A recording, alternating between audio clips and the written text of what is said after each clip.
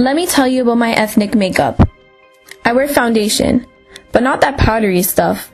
I wear the foundation laid by my indigenous people. It's that foundation that makes it so the past being globalized, I can still vocalize with confidence the fact that I know where my roots are.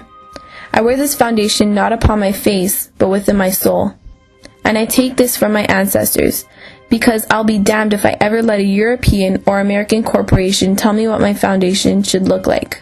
And I'll wear lipstick, so that my lips can stick to the ears of men, so they can experience in surround sound my screams of agony, with each lash of rulers, measuring tapes, and scales, as if my waistline and weight are inversely proportional to my value as a human being.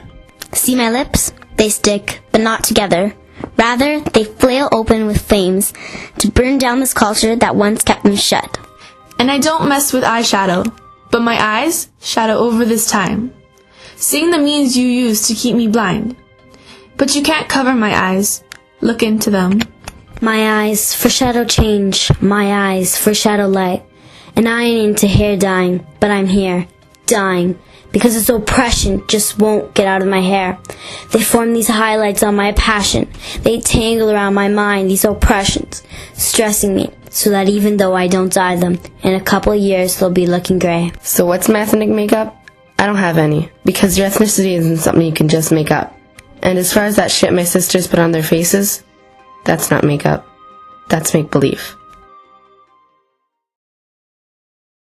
This powerful poem, Slip of the Tongue, inspired our investigation into how Toronto youth understand their ethnicity. How do they relate their ethnic identity to the commodity culture we live in? For Toronto youth, is ethnicity something that can be made up? And if so, does that make it any less authentic? Ethnicity to me is basically, it's not what you can make up. Well, to some people, they think dressing in baggy clothes means that you're dressed in as a black person. Or some people feel like if you dress like in a tight jeans or a fitted shirt, you have to be white. People think that when you dress a certain way, get your hat tilted to the side, that it's basing your ethnicity on how black or how white you are. But I think that it's definitely deeper than that. I don't want to be locked into something. I don't want to be locked into, the black stereotype or the white stereotype or anything like that. I just want to live it how I live it. Because I don't really dress like my ethnicity. Like, my grandparents have special cultural ways to dress during special events, and that's the only time I dress accordingly to my ethnicity. It's who you are, it's your background, so it's always nice to keep the traditions and everything going, and it's a part of who you are. So ethnicity to me, it's in my roots. It's more than just my tradition or my culture or my identity. It's also in the food that I eat, clothes that I wear, sometimes how I do my hair. But it's a lot more than that. It's really deep. It's ingrained. It's in me, Jamaica. The things that represent my ethnicity as a black person is the music, hip hop, reggae, R&B. For example, style of clothing, how you dress. And ethnicity as a representation is all to do with culture. It's whether or not you can embrace your culture.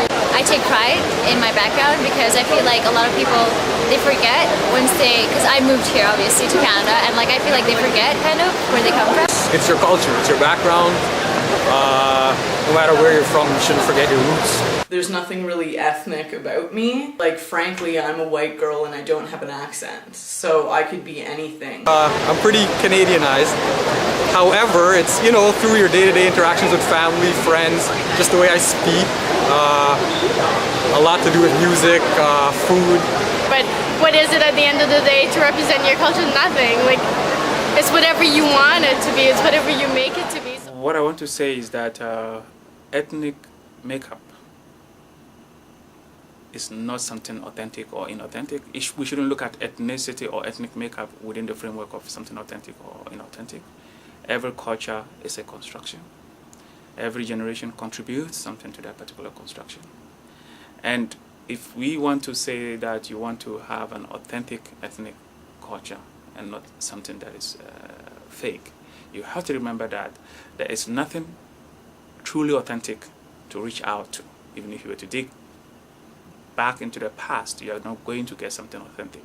You're always going to have a particular culture that is constructed. So in that case, every culture is a construction and every ethnicity is a particular makeup. at a particular time.